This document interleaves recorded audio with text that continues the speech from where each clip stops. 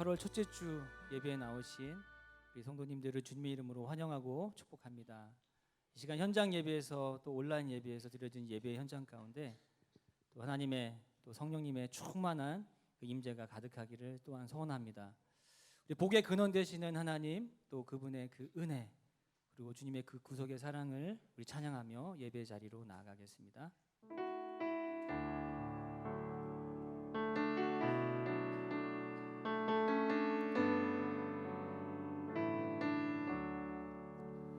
복의 근원 강림하사 찬송하게 하소서. 한량 없이 자비하신 증량할 길 없도다.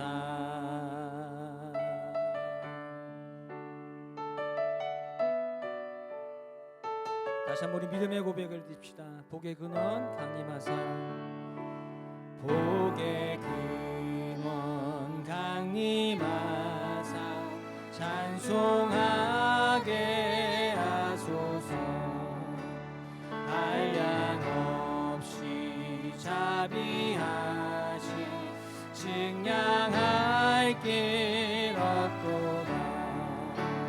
천사들의 찬송가로 나를 가르치소서.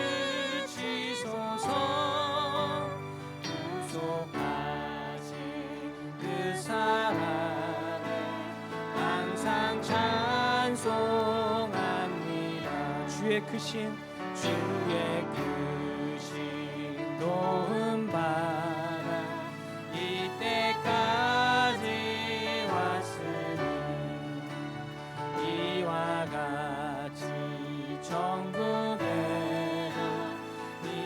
이르기를 바라는 하나님의 품을 떠나 죄에 빠진 우리를 예수 구원하시려고 보혈 흘려 주셨네. 주의 귀한 은혜 받고 일생 빚진 자 되네. 주의 은혜 사슬 되사 나를 주께 매소서. 우리 마음은 연약하여 범죄하기 쉬우니 하나님이 받으시고 정국인을 천사들의 찬송가를 찬송가로 나를 가르치소서. 구속하신 그 사랑을 항상 찬송합니다. 아멘.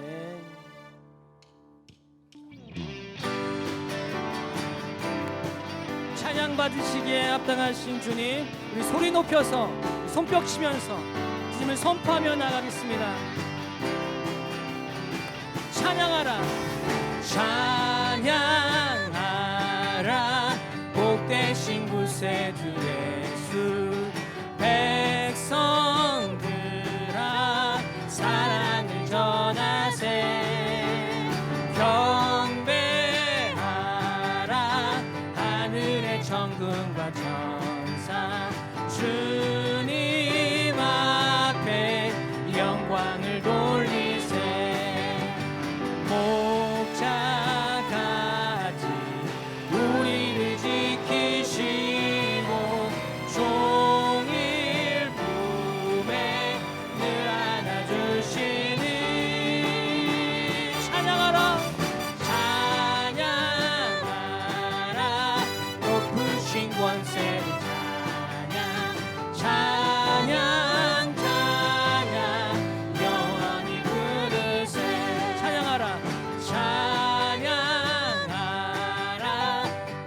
대신 구세주 예수 우리 대신 죽임을 당했네. 구주 예수 영원한 구원의 소망 경배하며 겸손히 절하세.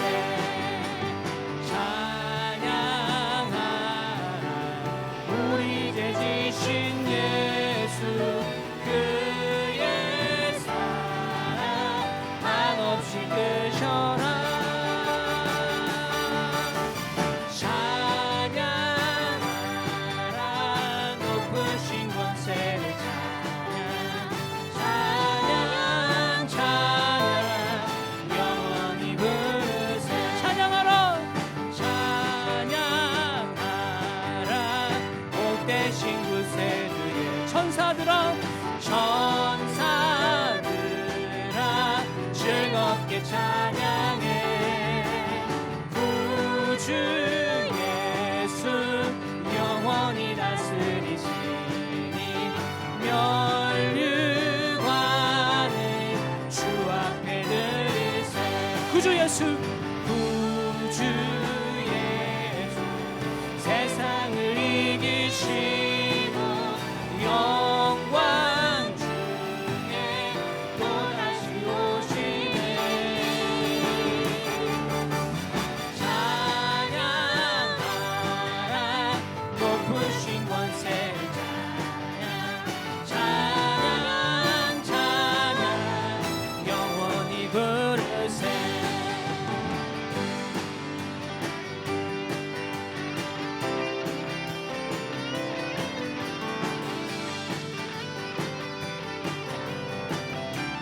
구주 예수 구주 예수 세상을 이기시고 영광 중에 또다시 오시네. 구주 예수 구주 예수 세상을 이기시고 영광 중에 또다시 오시네.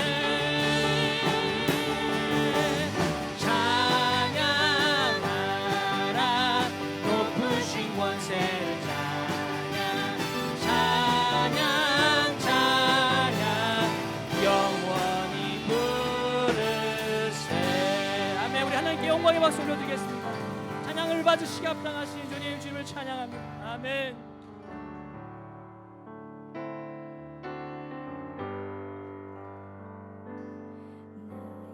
나의 힘이 되신 여호와여,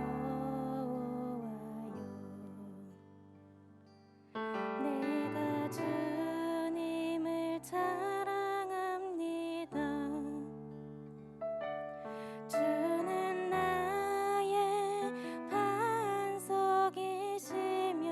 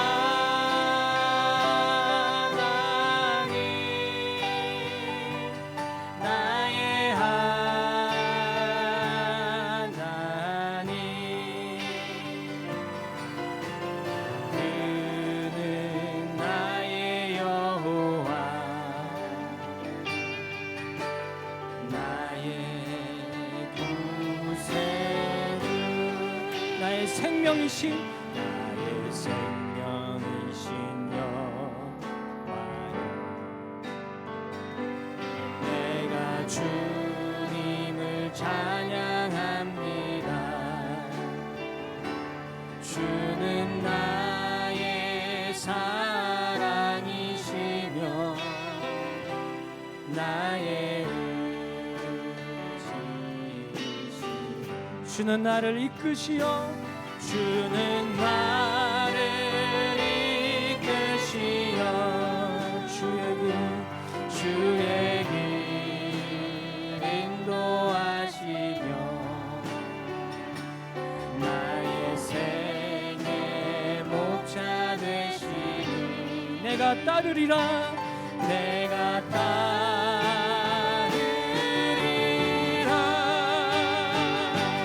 나의 하나님 나의 하나님 생명의 면류관으로 생명의 면류관으로 내게 지으소서 나의 하나님 나의 하나님 나의 하나님 나의 하나님 그는 나의 여호와 나의 여호와 나의 구세주 나의 우리 두 손을 높이 들어서 다시 한번 믿음으로 선포합시다. 나의 하나님 나의 하나님 나의 하나님 나의 하나님 그는 나의 여호와 나의 여호와 나의 구세주 다시 한번 믿음으로 나의 하나님 나의 하나님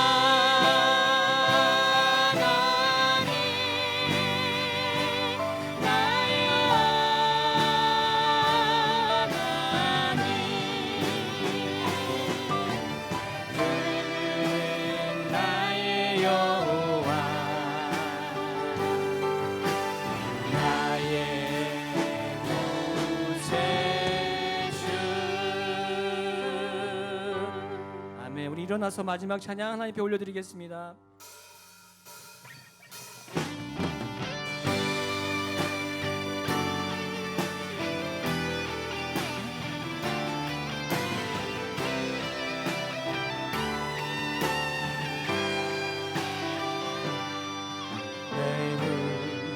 주의 영광을 보내 우리 가운데 계신 주님 그 빛난 영광 온 하늘 덮고 그 찬송 온 땅 가득해 주의 영광을 보내 찬송 가운데 서신 주님의 얼굴은 온 세상 향한 권능의 팔을 드셨네 주의 영광 이곳에 가득해 우리 손에 주님과 함께 찬양하며 우리는 전진하리 모든 열방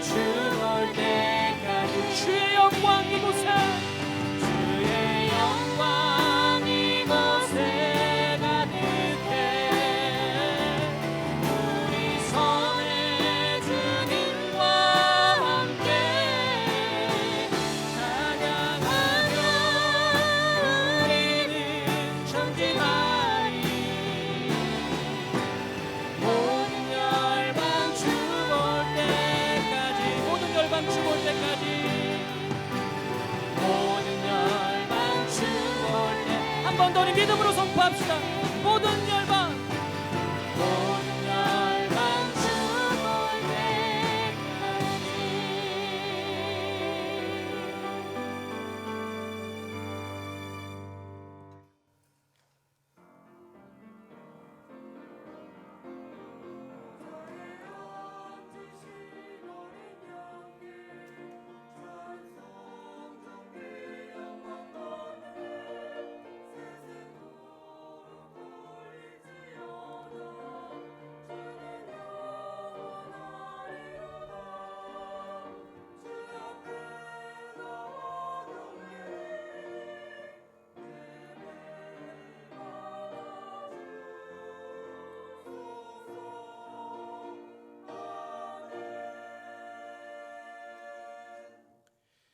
여호와는 나의 빛이요 나의 구원이시니 내가 누구를 두려워하리요. 여호와는 내 생명의 능력이시니 내가 누구를 무서워하리요.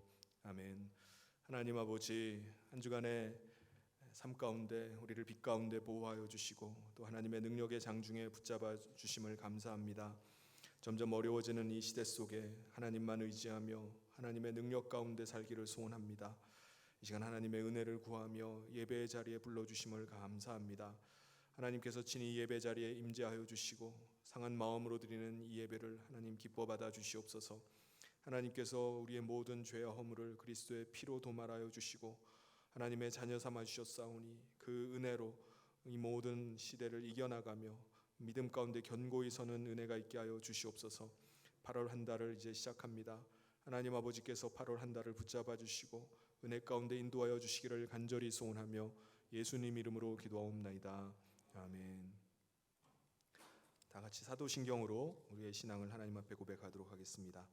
전능하사 천지를 만드신 하나님 아버지를 내가 믿사오며 그 외아들 우리 주 예수 그리스도를 믿사오니 이는 성령으로 잉태하사 동정녀 마리아에게 나시고 본디오 빌라도에게 고난을 받으사 십자가에 못 죽으시고 장사한 지 사흘 만에 죽은 자 가운데서 다시 살아나시며 하늘에 오르사 전능하신 하나님 우편에 앉아 계시다가 저리로서 산자와 죽은 자를 심판하러 오시리라. 성령을 믿사오며 거룩한 공예와 성도가 서로 교통하는 것과 죄를 사하여 주시는 것과 몸이 사는 것과 영원히 사는 것을 믿사옵나이다. 아멘. 모두 자리에 앉으셔서 찬송가 88장 다 같이 하겠습니다.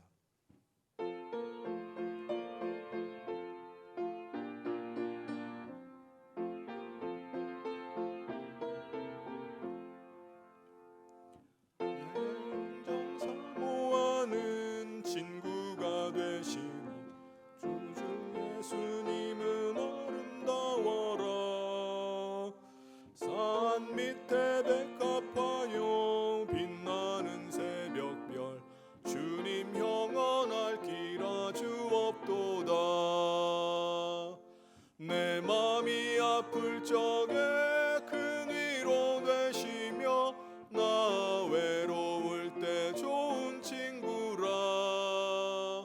주는 저 산 밑에 백합 빛나는 새벽별 이 땅 위에 비길 것이 없도다. 내 맘의 모든 염려 이 세상 고락도 주님 항상 같이 하여 주시고 시험을 당할 때에 악마의 계교를 즉시 물리치사 나를 지키네. 온 세상 날 버려도 주 예수 안 버려 끝까지 나를 돌아보시니. 주는 저 산 밑에 백합 빛나는 새벽별 이 땅 위에 비길 것이 없도다. 내 맘을 다하여서 주님을 따르면 길이 길이 나를 사랑하리니.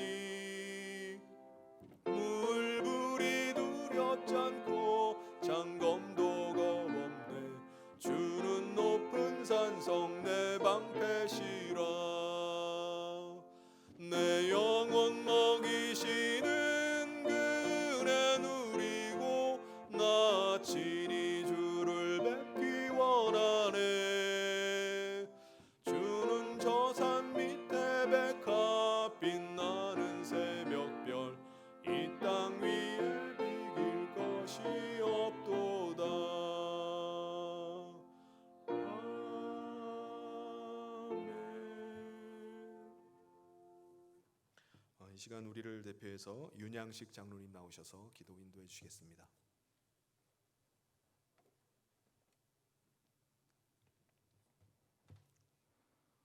참 소망이 되시는 아버지 하나님, 그 은혜와 사랑에 찬송과 영광을 올려드립니다. 죄로 멸망할 수밖에 없는 저희들을 예수 십자가의 은혜로 구원하여 주시고 은총 가운데 지난 한 주간도 지켜주시니 감사를 드립니다. 아버지 하나님, 저희들은 구원받은 하나님의 자녀로 살아가지만 우리 안에는 여전히 세속적 욕망으로 가득 찬 육신의 소욕들이 있기에 두 마음을 품고 흔들리는 믿음으로 살아가는 존재들입니다. 이 시간 저희들의 연약함과 허물과 죄악들을 예수 십자가의 보혈로 덮어주시사 오직 예수의 은혜와 궁율만을 사모하는 심령으로 예배하는 믿음의 성도들이 되게 하여 주시옵소서. 우리 안에 은닉되어 있는 악한 생각과 마음을 주님 앞에 내려놓을 때 주님과 우리 사이를 가로막고 있는 죄악의 장벽들이 무너지고 정결하고 경건한 심령으로 주님을 만나고 경험하는 예배로 인도하여 주시옵소서.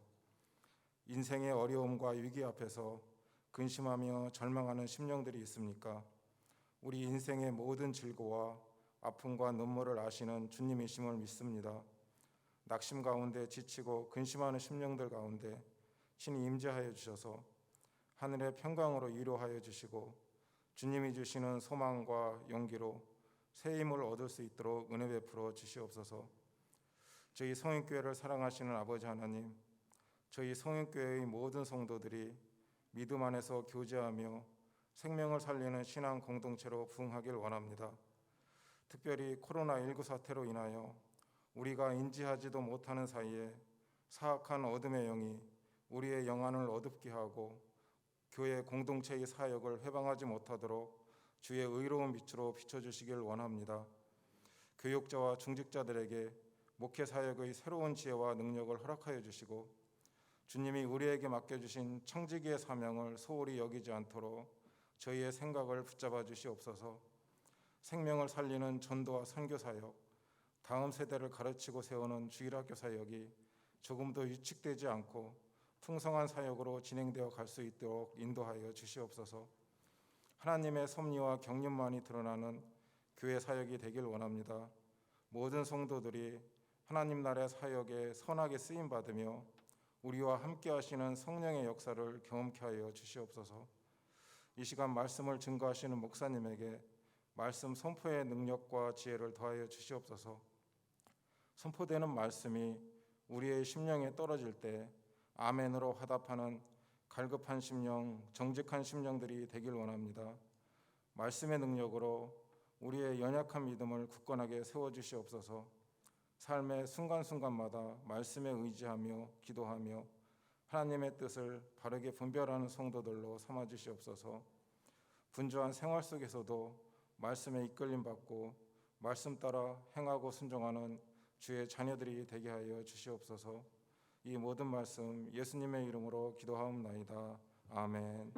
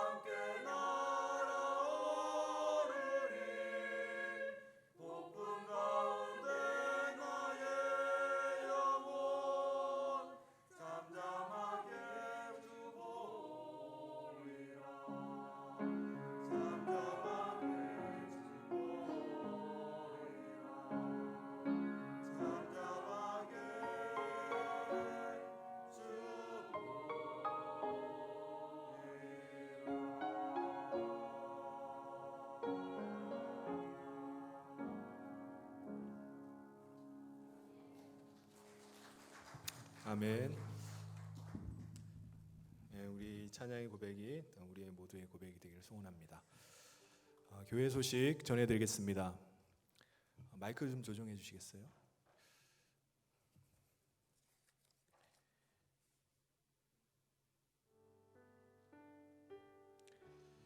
예배는 우리 예배당에서의 현장 예배와 그리고 또 온라인 실시간으로 온라인 예배를 같이 드리고 있습니다.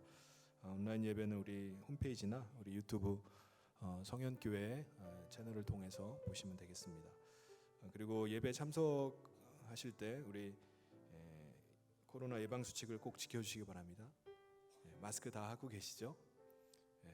턱에 다지 마시고 이렇게 싹 해가지고 잘 가려주시길 바랍니다. 그리고 손소독제 다 사용해 주시고 지정자석에 앉아 주시고 그리고 발열 체크 받고 그리고 또 목례 인사하고 또 출입 명단 작성하시면 되겠습니다.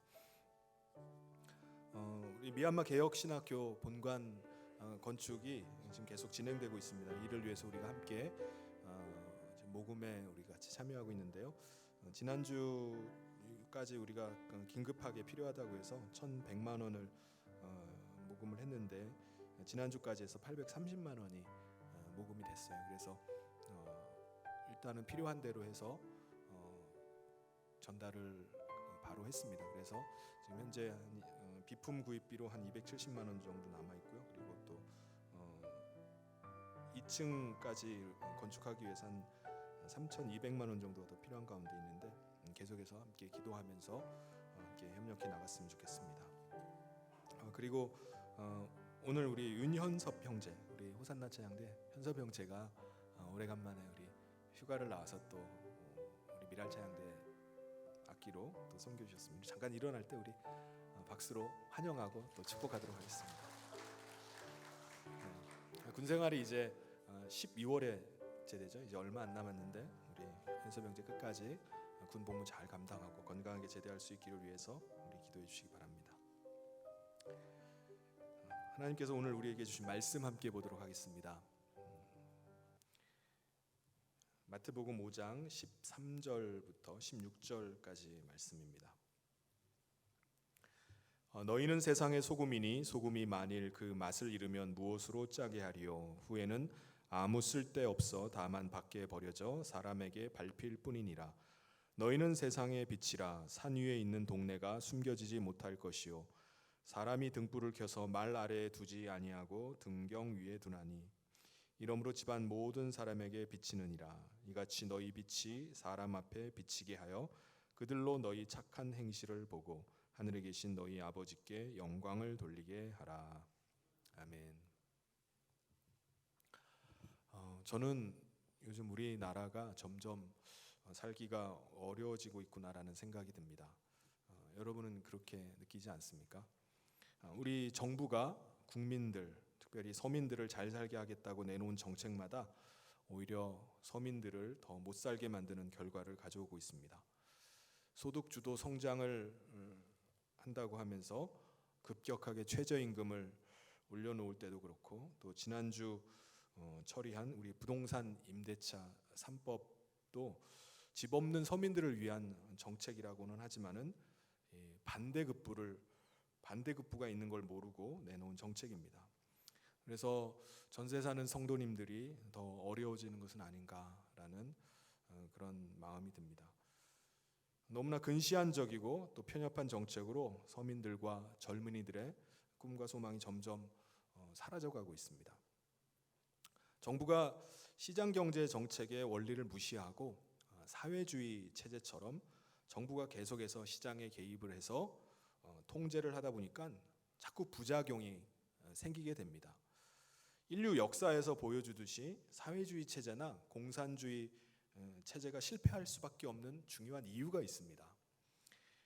그 이유는 왜냐하면 공산주의는 모든 인간은 다 평등해야 된다는 그런 이상의 실현을 위해서 인간 기본 본성을 무시하고 있기 때문에 그렇습니다. 모든 인간의 본성이 뭐죠? 더 많이 소유하고 싶어 합니다. 그리고 더 많이 쌓아놓고 싶어 하는 게 인간의 본성이에요. 그런데 국가에서 그거를 제한하고 모든 사람이 다 평등하기 위해서 강제로 분배하고 나누어 버린다면은 누가 일을 하고 싶어 하겠습니까? 내 사유재산이 없는데 누가 더 많이 생산하고 싶어 하겠습니까? 결국은 그러한 사회경제 시스템이 돌아가지가 않으니까는 나라가 망하게 되는 것입니다. 어쨌든 모든 인간의 본성은 더 많이 가지고 싶어 해요. 더 많이 쌓아놓고 싶어 합니다. 여러분, 인간의 이러한 본성은 언제부터 시작됐을까요?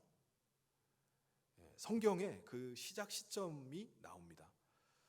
창세기 3장 17절부터 19절까지 보면은 아담이 이르시되 내가 내 아내의 말을 듣고 내가 내게 먹지 말라 한 나무의 열매를 먹었은즉 땅은 너로 말미암아 저주를 받고 너는 내 평생에 수고하여야 그 소산을 먹으리라. 땅이 내게 가시덤불과 엉겅퀴를 낼 것이라.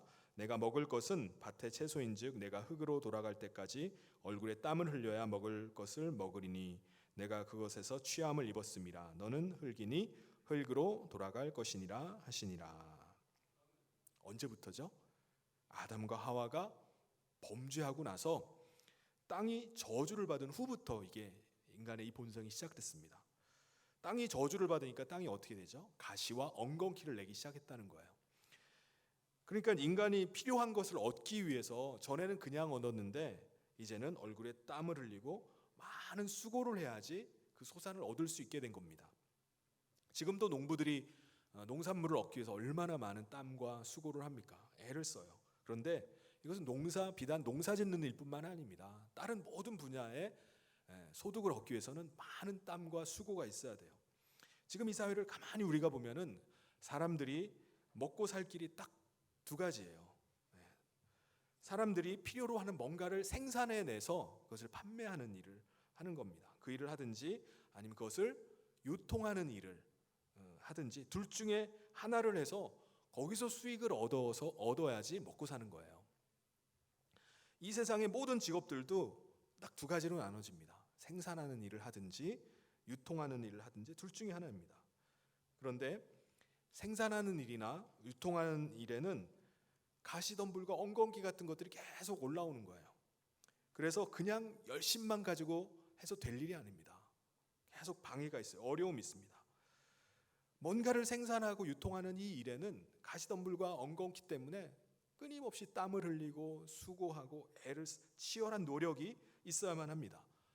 또 그게 노력만 됐다고 해결되는 것이 아니라 많은 변수가 따릅니다. 언제 흉년이 들지 몰라요. 또 언제 홍수가 날지를 모릅니다. 올해 풍년이 들어서 좋다고요? 내년에 올해 풍년이 있다 할지는 내년을 기약할 수가 없습니다. 내년에 쪽박찰지도 몰라요. 그러니까 이게 얼마나 불안해요.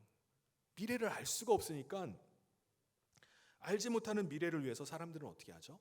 더 많이 벌어놔야 돼요. 더 많이 차지해야 되고요. 더 많이 비축을 해놔야지 조금 안심이 되는 겁니다.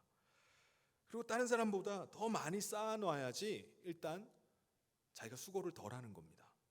땀을 적게 흘리게 되고 덜 고생한다고 생각하는 거예요. 이게 뭡니까? 이게 인간의 본성입니다. 자본주의 체제는 이 인간의 본성을 인정하는 거예요. 그래서 사유재산을 인정을 합니다. 근데 공산주의 체제는 모든 인간의 평등을 위해서 그것을 제한시켜 버립니다.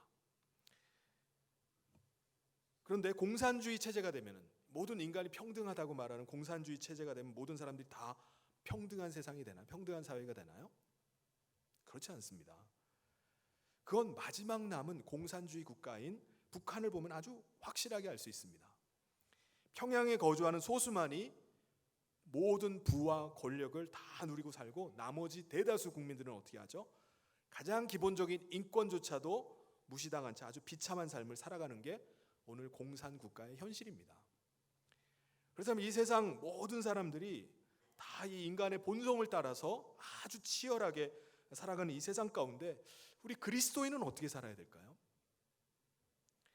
모든 사람들이 다 생산하는 일을 하든지 유통하는 일을 하든지 거기에 수고의 땀을 흘리면서 애를 쓰면서 살아가는데 우리 그리스도인이 우리 영혼이 사는 길은 도대체 어떤 거겠습니까? 예수님께서는 오늘 말씀을 통해서 우리 그리스도인들이 이 세상 속에서 어떻게 살아야 될지에 대해서 말씀해 주고 계십니다. 오늘 이 말씀을 통해서 점점 살아가기가 어려워지고 점점 치열해져가는 그 삶의 현장 속에서 우리가 그리스도인으로 어떻게 살아야 될지를 깨닫고 하나님의 뜻을 쫓아가는 저와 모든 성도님 되시길 주님의 이름으로 축원합니다. 오늘 말씀은 예수님께서 산 위에서 가르치셨던 말씀이라고 해서 산상수훈, 산상보훈이라고 이렇게 말합니다. 예수님께서는 이 말씀을 하시면서 성도들의 모습을 이렇게 규정하고 계세요. 뭐라고 규정하죠? 13절 14절에 너희는 세상의 소금이니 소금이 만일 그 맛을 잃으면 무엇으로 짜게 하리요 후에는 아무 쓸데없어 다만 밖에 버려져 사람에게 밟힐 뿐이니라. 너희는 세상의 빛이라 산 위에 있는 동네가 숨겨지지 못할 것이요. 여러분, 출애굽기에 보면은 하나님이 누구신지에 대해서 말씀하십니다. 하나님은 자신을 누구라고 말씀하시죠? 나는 스스로 있는 자다. I am who I am. 나는 나다라는 거예요. 하나님은 누구에게 지음받은 존재가 아닙니다. 누구의 후원을 받아서 사는 존재가 아니에요. 홀로 하나이신 스스로 존재하시는 하나님이십니다.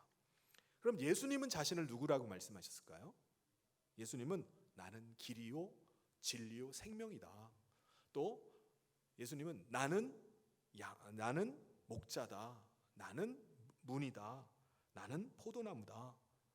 이렇게 말씀하셨습니다. 이렇듯이 우리는 우리의 정체성을 아는 게 너무나 중요해요. 내가 누구인가, 나는 어떤 존재인가 아는 것이 너무나 중요합니다. 여러분, 우리는 우리 자신은 누구라고 말할 수 있습니까? 우리의 정체성은 뭐죠? 오늘 예수님 말씀하시죠. 너희는 세상의 소금이다. 너희는 세상의 빛이다. 이렇게 말씀하십니다. 여러분, 왜 예수님께서 우리를 세상의 소금이다, 세상의 빛이다 이렇게 말씀하셨을까요? 우리는 세상에 살지만은 세상과 구별된 존재라는 것입니다. 세상은 점점 썩어가고 부패해가고 있지만 우리 그리스도인은 함께 썩어가는 것이 아니라 썩지 않는 방부제 같은 소금 덩어리라는 거예요. 세상은 아무것도 볼 수 없는 깜깜한 흑암 가운데 있지만 우리 그리스도인은 깊은 어둠 가운데 있다 할지라도 어둠을 몰아내는 한 줄기 횃불 같은 빛이라는 것입니다. 우리가 세상과 구별된다는 거, 이것은 세상과 격리된다는 그런 의미는 아닙니다. 우리가 세상과 격리돼서 머리를 깎고 막 산속으로 들어가거나 사람들과 인연을 끊어버리고 그냥 혼자 그냥 살아가는 것을 의미하는 것이 아닙니다. 우리는요, 온갖 거짓, 사기, 부정, 부패가 난무하고 온갖 갈등과 다툼과 시기와 질투가 아주 일상인 현장 속에 발을 붙이고 세상의 소금으로, 세상의 빛으로 그렇게 살아가는 것입니다. 삶의 현장과 삶의 현실에서 나름대로 맛을 내고 나름대로 빛을 발하면서 사는 존재가 우리라는 거예요. 하나님께서는 우리를 세상에서, 세상 가운데서 불러내셨습니다. 그리고 우리를 그리스도인 되게 하셔서 다시 세상 한복판으로 들어가게 하신 겁니다.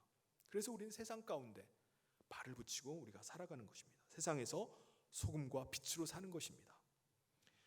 여러분, 강과 바다가 이렇게 만나는 곳을 보면은 솔트 라인이 이렇게 생기게 됩니다. 염분이 있는 바닷물과 염분이 전혀 없는 강물이 만나는 그 지점에 솔트 라인이 이렇게 생기게 되는데 이것은 기후에 따라서 좀 변동이 있어요. 가뭄이 들어서 강물이 약하게 강줄기가 말라버리면 어떻게 될까요? 솔트 라인이 강줄기를 따라서 솔트 라인이 바닷물이 강 위쪽으로 쭉 올라가게 됩니다. 솔트 라인이 쭉 강 쪽으로 올라가게 돼요. 홍수가 나버리면 어떻게 될까요? 홍수가 나버리면 강물이 점점 많아져 가지고 강물이 한꺼번에 내려오니까 바닷물 쪽으로 솔트 라인이 쑥 내려가게 됩니다. 만약에 중국의 삼엽댐이 무너지게 되면은 솔트 라인이 아마 남해안까지 이렇게 밀려 내려올 거예요. 그러면 염분의 농도가 낮아져 가지고 양식장의 어패를 다 떼죽음 당하는 겁니다. 또 산에는요, 트리 라인이 있습니다. 산의 높이에 따라서 자랄 수 있는 그 나무 군락들이 이렇게 나뉘어져 있는데 산 아래쪽은 어떨까요? 나무들이 아주 크고 울창하게 잘 자랄 수 있는데 거기까지 자랄 수 있는 지점이 산림 한계선입니다. 그 위로 가면 기온이 떨어져서 나무들이 잘 자라질 못해요. 자라더라도 나무들이 크게 자라질 못하고 아주 작게 자라는 지점, 거기까지가 바로 교목 한계선입니다. 그 위로는 나무가 자랄 수 없어요. 만년설이 있는 눈이 있는 곳입니다. 우리가 미국의 로키 산맥을 이렇게 차를 타고 이렇게 지나가다 보면요, 그 산림 경계선과 교목 한계선들이 선들이 트리 라인이 아주 명확하게 딱딱 보입니다. 이처럼 모든 곳에는 한계가 있어요. 경계선이 존재합니다. 그 선을 넘어서는 아주 위태로워질 수가 있습니다. 우리의 신앙생활도 마찬가지예요. 우리 신앙생활에 솔트 라인과 트리 라인이 있습니다. 어떤 경우는 우리가 세상에 너무 빠져버릴 수 있습니다. 이 경계선을 무시하고 세상에 너무 빠지거나 세상에 너무 경도되어서 세상에 완전히 동화되어 버리고서 살 수가 있습니다. 그러니까 너무나 세속주의적이고 인본주의적이 돼서 우리의 신앙이 완전히 죽은 채로 살 수가 있어요. 예를 들면 어떤 사람은 인생의 가장 큰 행복, 가장 큰 삶의 목적을 의식주 그리고 소통에다가 두고 사는 사람도 있습니다. 그래서 아름다운 옷을 걸치고 맛있는 맛집을 찾아다니면서 맛있는 걸 음식을 먹고 또 좋은 집에서 사는 그런 모습을 그렇게 원합니다. 그래서 그렇게 사는 모습을 사진에다 담아가지고 SNS에다가 올리면서 소통하면서 좋아요를 이렇게 받는 걸 인생의 낙으로 삼아요. 삶의 의미로 이렇게 삼고 살아가는 사람이 있습니다. 사람마다요, 이게 크고 작은 차이는 있지만 다 비슷합니다. 세상 사람 대부분이 가지는 그게 소망이에요. 그렇게 살기를 원해요. 그게 인간의 본성을 따라 사는 모습입니다. 그런데 우리 그리스도인은 어떻습니까? 우리는 이 세상 사람들과 똑같이 우리가 살아간다 할지라도 신앙의 솔트라인과 신앙의 트리라인은 그어져 있는 거예요. 넘어가서는 안 되는 선들이 있습니다. 세상이 아무리 썩었다 할지라도 세상에 동화되어서 우리 같이 썩어가서는 안 돼요. 우리는 그 가운데 세상의 소금으로 살아야 됩니다. 세상이 아무리 어두워져 가지고 아무것도 보이질 않아요. 사람들은 그 안에서 온갖 거짓말, 부패, 온갖 악한 짓을 다 하면서 산다 할지라도 나라고 별 수 있어? 하면서 나도 그냥 인간의 본성을 따라서 그냥 살아가는 것이 아니라 우리는 어둠 가운데 빛을 밝히면서 빛 가운데 사는 것입니다. 세상이 온통 가시밭이에요. 서로 찌르고 서로 온갖 시기와 질투 가운데 나도 계속 찌릅니다. 그러면 나도 맞서가지고 막 찌르면서 사는 것이 아니라 나를 계속 찔러대는 것이 아니라 가시밭의 백합화처럼 백합에 오히려 찌를 때마다 백합의 향기를 더 진동하면서 사는 것입니다. 그게 우리 그리스도인의 삶의 모습이에요. 제가 어릴 때 가끔 밥상에 반찬으로 명란젓과 창란젓이 올라올 때가 있었어요.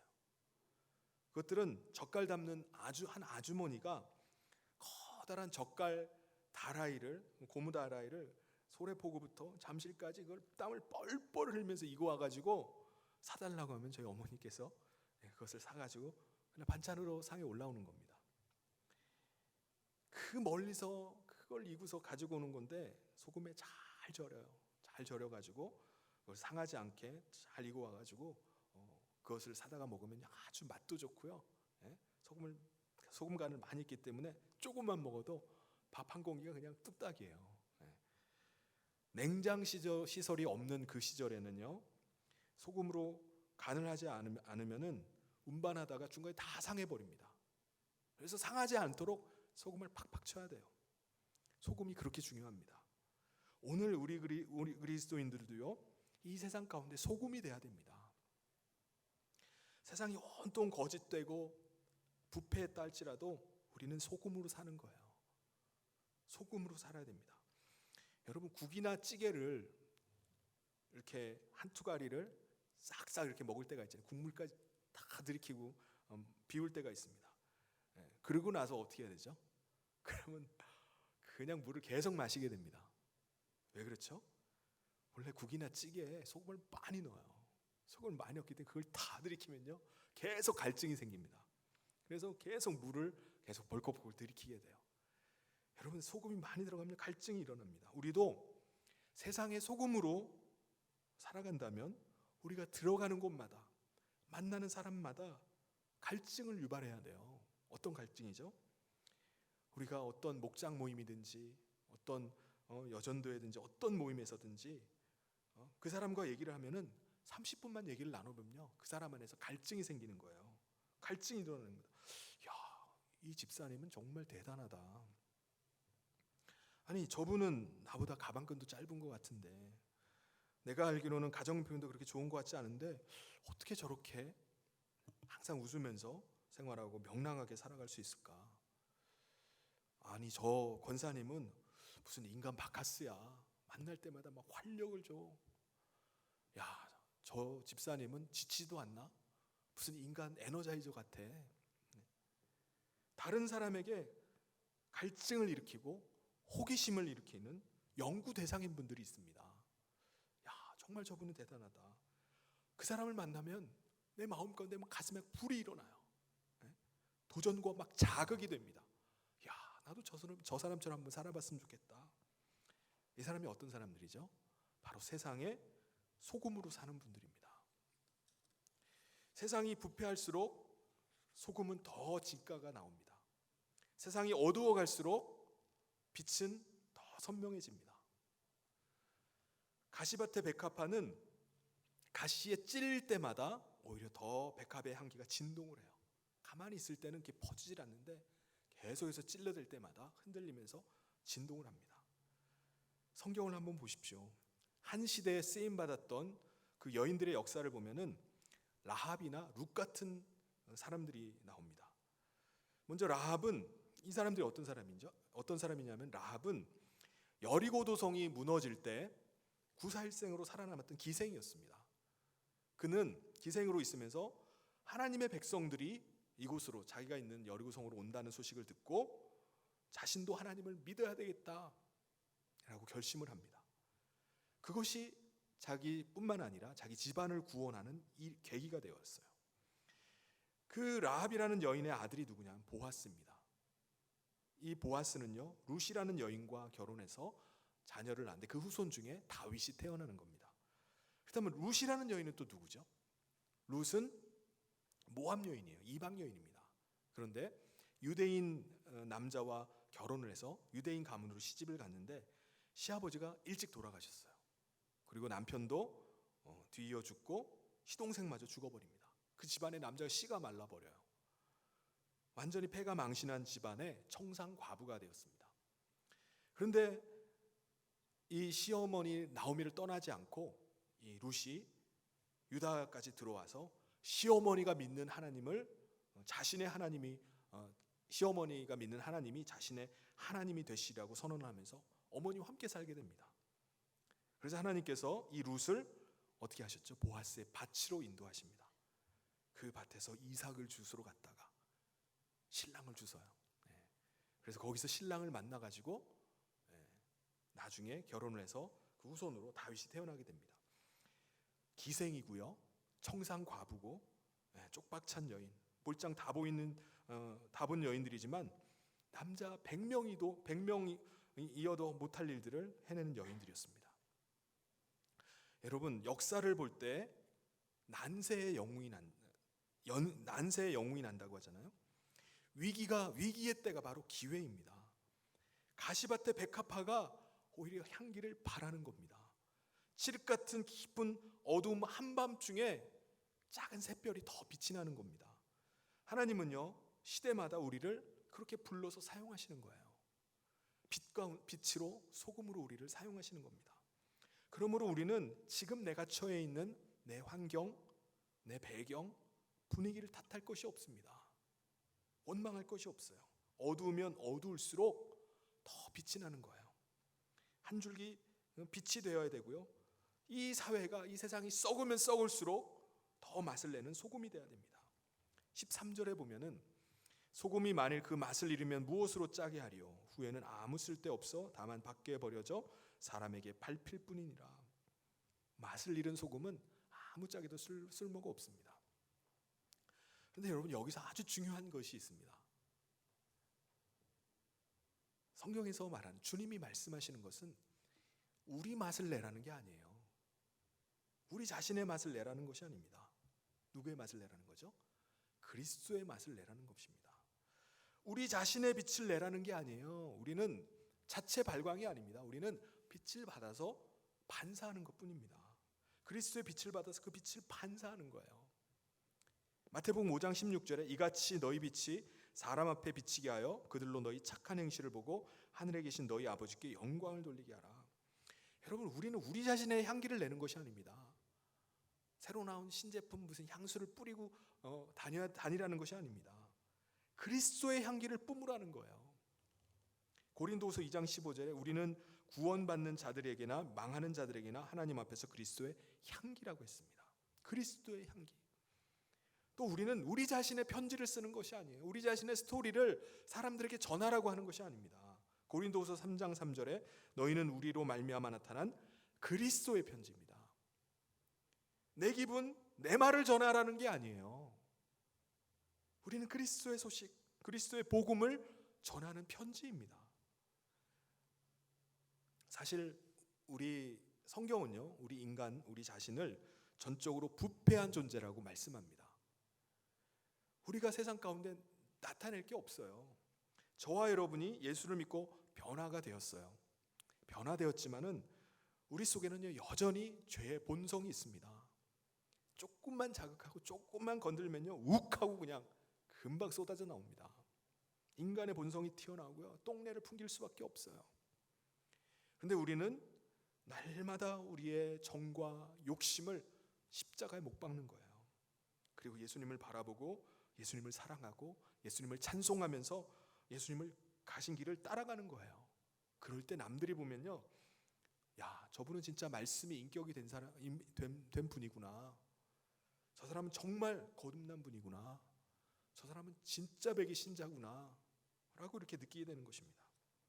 여러분, 사람은 예수를 만나면 변하게 되어 있습니다.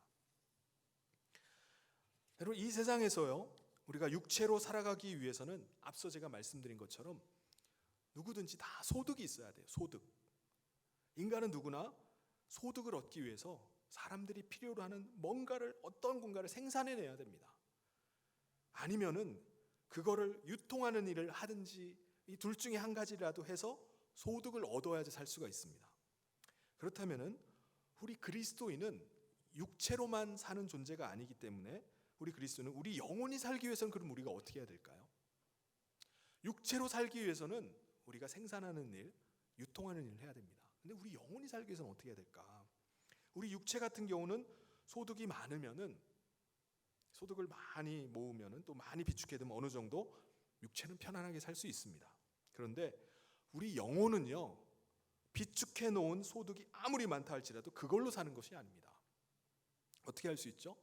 예수님께서 그것을 한 어리석은 부자의 비유를 통해서 우리에게 말씀해 주셨습니다. 한 어리석은 부자가 어느 해에 큰 풍년이 났어요. 그래서 곡식을 쌓아둬야 되는데 더 이상 쌓을 공간이 없는 겁니다. 그래서 가지고 있던 옛날 그 곡간을 헐어버리고 새로 곡간을 크게 지어요. 그날 그가 이렇게 말합니다. 누가복음 12장 19절에 또 내가 내 영혼에게 이르되 내 영혼아 여러 해 쓸 물건을 많이 쌓아두었으니 평안히 쉬고 먹고 마시고 즐거워하자 하리라 하되. 이 부자는 어떻게 생각한 거죠? 제가 많이 돈을 많이 쌓아두고 의식주가 해결되면은 내 영혼도 평안하게 살 줄로 생각한 거예요. 내 영혼이 안식을 얻을 것이라고 믿었습니다. 근데 그게 아니에요. 예수님이 말씀하신 그게 아니라는 겁니다. 자기 육체는 돈을 많이 쌓아두면은, 비축을 많이 해두면은 조금 편해질 수 있습니다. 그런데 자기 영혼까지 편해지는 것은 아닙니다. 그날 밤이라도 하나님이 그 영혼을 부르시면은 그 쌓아놓은 모든 것들 그대로 놓고 가야 되는 겁니다. 그렇다면 우리 영혼이 사는 길은 뭘까요? 우리 영혼이 사는 길도요, 똑같아요. 생산을 하든지 유통하는 일을 해야 됩니다. 근데 내용이 다른 거예요. 우리 영혼은요, 어떻게 해서 거듭나서 생명을 얻게 됐죠? 말씀으로 말미암아 거듭났습니다. 베드로전서 1장 23절에 너희가 거듭난 것은 썩어질 씨로 된 것이 아니요 썩지 아니할 씨로 된 것이니 살아있고 항상 있는 무엇으로요? 하나님의 말씀으로 우리가 거듭났다고 말씀합니다. 예수님이 이것을 다 이루셨어요. 말씀에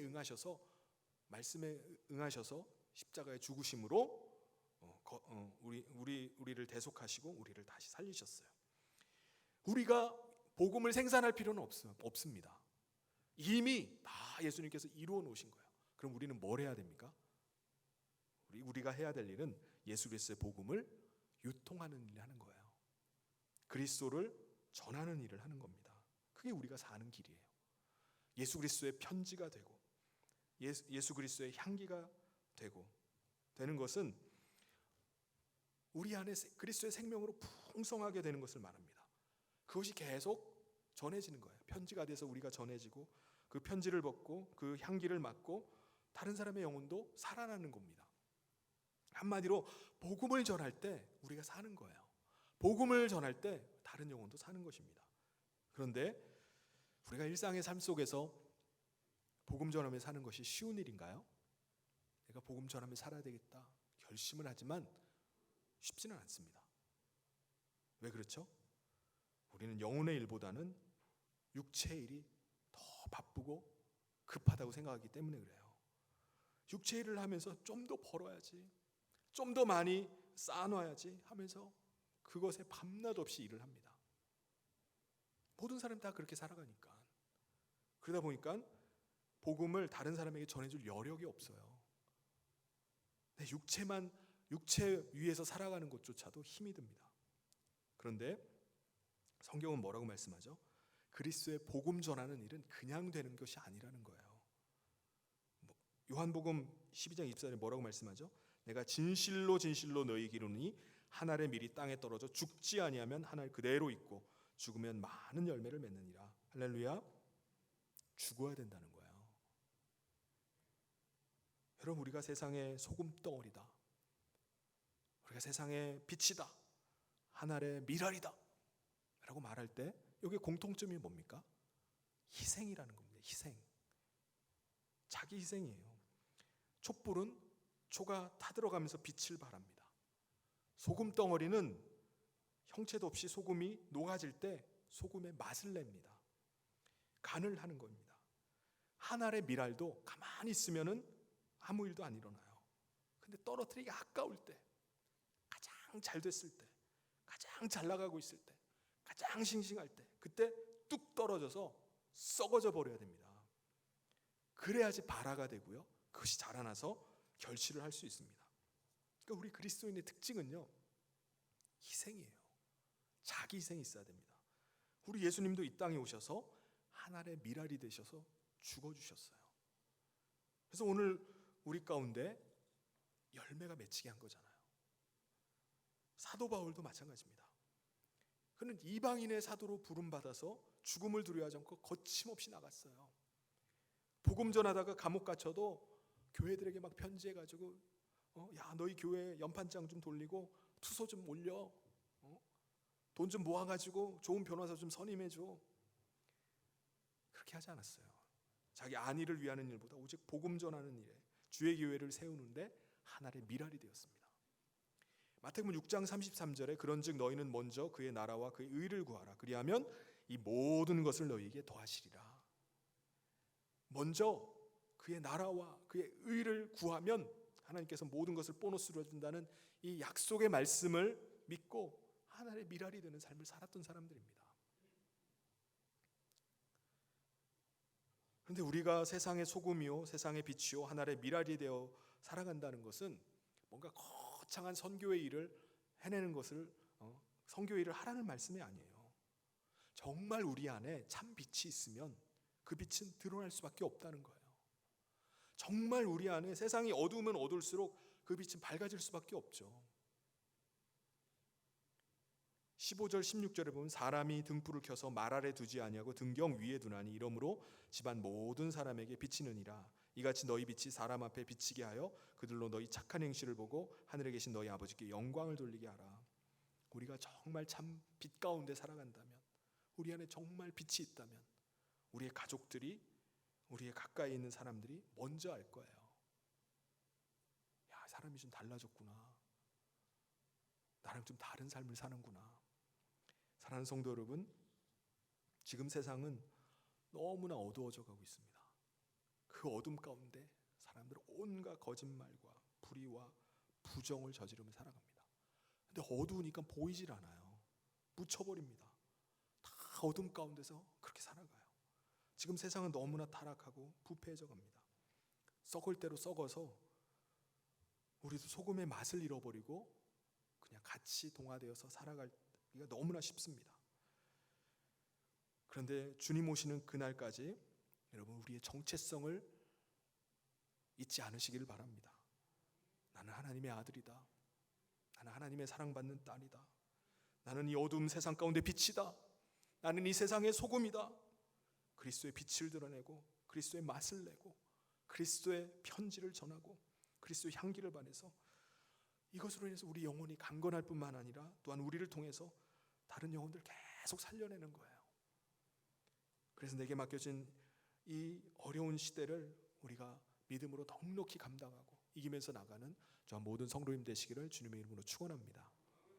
같이 기도하겠습니다. 하나님 아버지 감사합니다.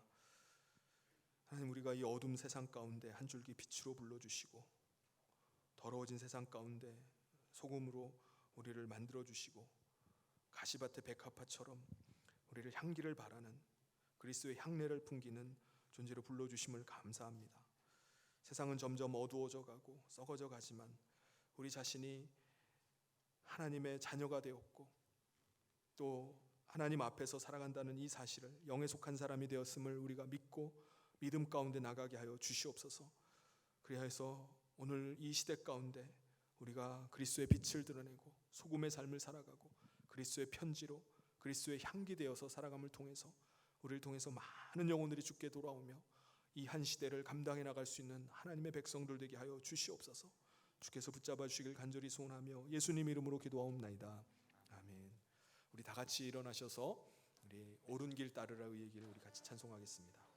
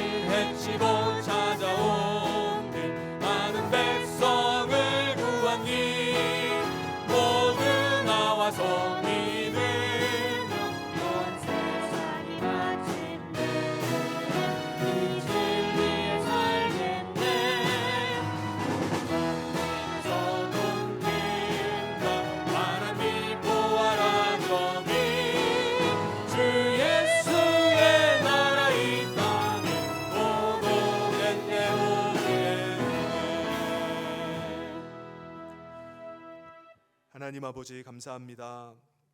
이 어둠의 세상 가운데 하나님의 빛의 자녀로 세상의 소금으로 우리를 불러주심을 감사합니다. 하나님께서 불러주신 그 귀한 은혜를 생각하며 예배의 자리에 나와 또 귀한 예물을 준비하여 하나님 앞에 올려드리오니 하나님께서 이 귀한 예물을 기뻐 받아 주시옵소서. 믿음의 헌신을 하나님 기억하여 주시옵소서. 하나님 점점 어려워지고 치열해져가는 삶의 현장 가운데 우리가 믿음 지키며 세상의 소금과 빛으로 살아갈 수 있도록 인도하여 주시기를 간절히 소원합니다. 우리 안에 우리 영혼이 주님의 생명이 날마다 왕성하게 풍성하게 일어나서 우리가 우리의 삶을 통해서 다른 영혼들을 살리고 또 그리스도의 향기로 그리스도의 편지로 전해지는 삶 살 수 있도록 인도하여 주시옵소서.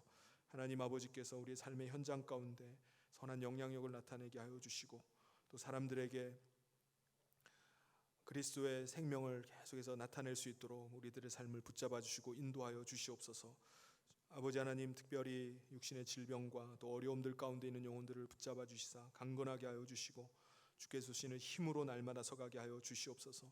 하나님, 우리의 자녀들의 삶 가운데도 만남의 복을 주시고 또 우리의 삶의 진로들을 하나님 아버지 선하게 인도하여 주시고 지켜 주시옵소서. 군 복무 중인 우리 형제 가운데도 함께하여 주시사 하나님의 권능 아래 날마다 믿음으로 나가며 또 아버지 하나님께서 은혜 가운데 아버지 제대할 수 있도록 주께서 함께하여 주시옵소서.